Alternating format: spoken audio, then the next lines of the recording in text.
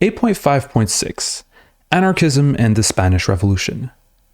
As Noam Chomsky notes, open quote, a good example of a really large-scale anarchist revolution, in fact the best example to my knowledge, is the Spanish Revolution in 1936, in which over most of Republican Spain there was a quite inspiring anarchist revolution that involved both industry and agriculture over substantial areas. And that, again, was by both human measures and indeed anyone's economic measures quite successful. That is, production continued effectively, workers in farms and factories proved quite capable of managing their affairs without coercion from above, contrary to what lots of socialists, communists, liberals, and other wanted to believe. The revolution of 1936 was based on 3 generations of experiment and thought and work which extended anarchist ideas to very large parts of the population. End quote. Due to this anarchist organization and agitation, Spain in the 1930s had the largest anarchist movement in the world. At the start of the Spanish Civil War, over 1.5 million workers and peasants were members of the CNT, the National Confederation of Labor, an anarcho-syndicalist union federation, and 30,000 were members of the FAI, the Anarchist Federation of Iberia. The total population of Spain at this time was 24 million. The social revolution which met the fascist coup on July 18, 1936, is the greatest experiment in libertarian socialism to date. Here, the last mass syndicalist union, the CNT, not only held off the fascist rising, but encouraged the widespread takeover of land and factories.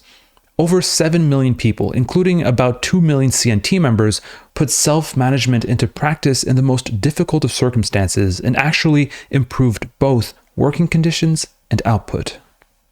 In the heady days after the 19th of July, the initiative and power truly rested in the hands of the rank-and-file members of the CNT and FAI.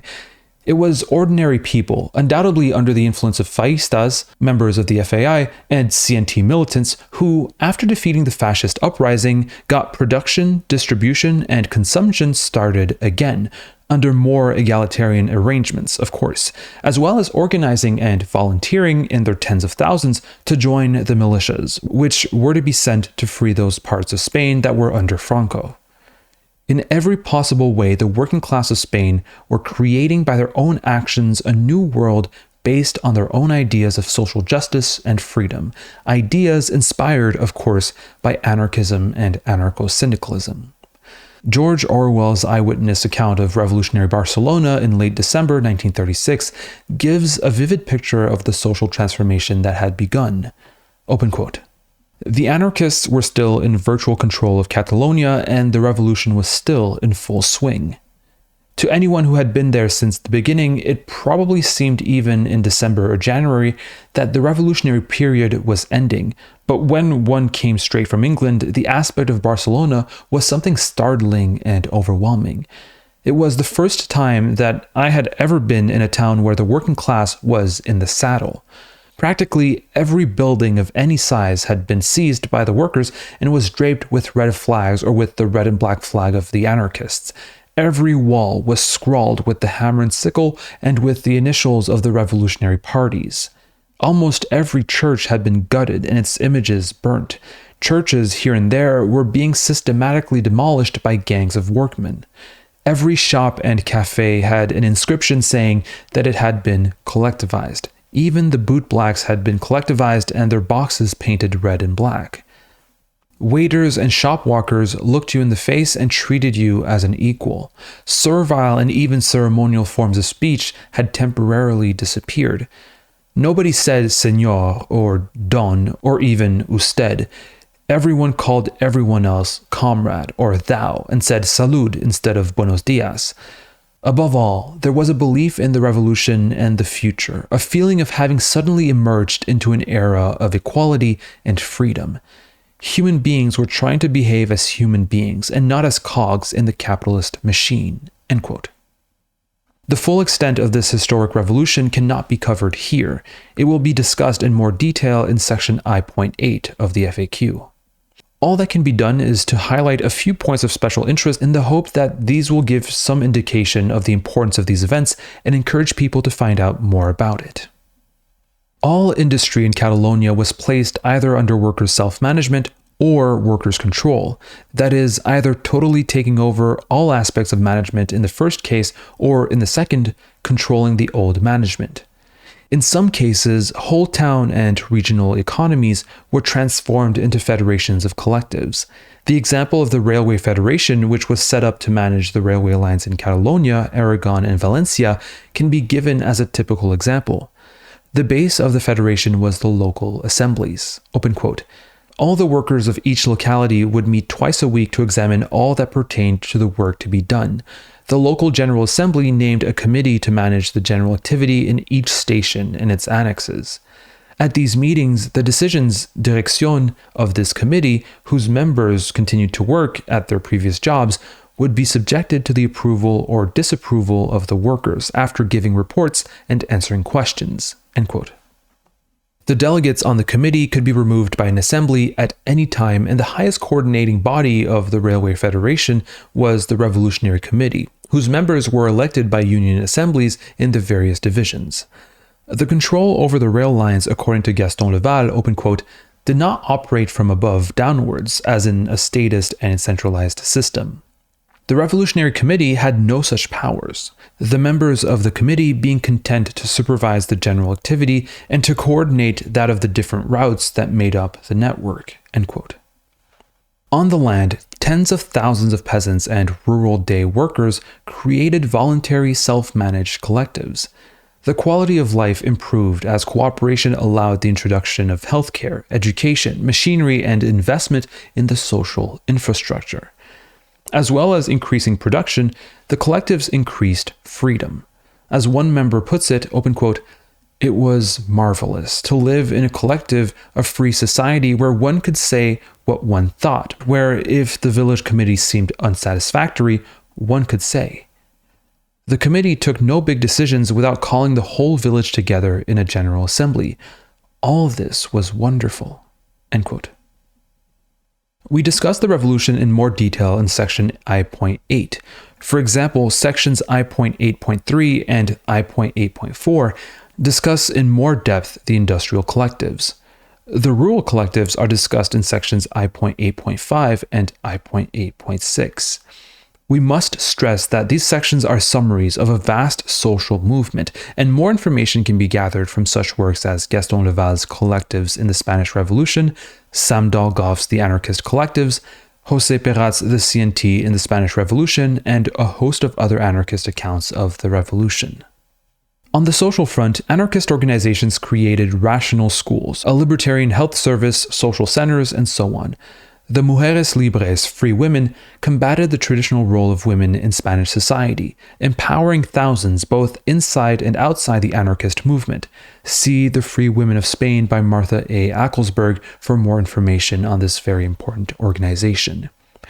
This activity on the social front only built on the work started long before the outbreak of the war. For example, the unions often funded rational schools, workers' centers, and so on. The voluntary militias that went to free the rest of Spain from Franco were organized on anarchist principles and included both men and women.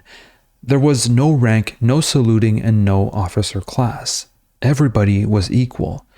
George Orwell, a member of the POUM militia, the POUM was a dissident Marxist party, influenced by Leninism, but not, as the communists asserted, Trotskyist, makes this clear. Open quote. The essential point of the militia system was the social equality between officers and men. Everyone from general to private drew the same pay, ate the same food, wore the same clothes, and mingled on terms of complete equality. If you wanted to slap the general commanding the division on the back and ask him for a cigarette, you could do so, and no one thought it curious. In theory, at any rate, each militia was a democracy and not a hierarchy. It was understood that orders had to be obeyed, but it was also understood that when you gave an order, you gave it as comrade to comrade, and not as superior to inferior. There were officers and NCOs, but there was no military rank in the ordinary sense, no titles, no badges, no heel-clicking and saluting. They had attempted to produce within the militias a sort of temporary working model of the classless society. Of course, there was not perfect equality, but there was a nearer approach to it than I had ever seen or that I would have thought conceivable in time of war." End quote. In Spain, however, as elsewhere, the anarchist movement was smashed between Stalinism, the Communist Party, on the one hand, and capitalism, Franco, on the other. Unfortunately, the anarchists placed anti-fascist unity before the revolution, thus helping their enemies to defeat both them and the revolution. Whether they were forced by circumstances into this position or could have avoided it is still being debated. See section I.8.10 for a discussion of why the CNT-FAI collaborated, and section I.8.11 on why this decision was not a product of anarchist theory. Orwell's account of his experiences in the militias indicates why the Spanish Revolution is so important to anarchists. Open quote. "I had dropped more or less by chance into the only community of any size in Western Europe where political consciousness and disbelief in capitalism were more normal than their opposites. Up here in Aragon, one was among tens of thousands of people, mainly, though not entirely, of working class origin, all living at the same level and mingling on terms of equality. In theory, it was perfect equality, and even in practice, it was not far from it.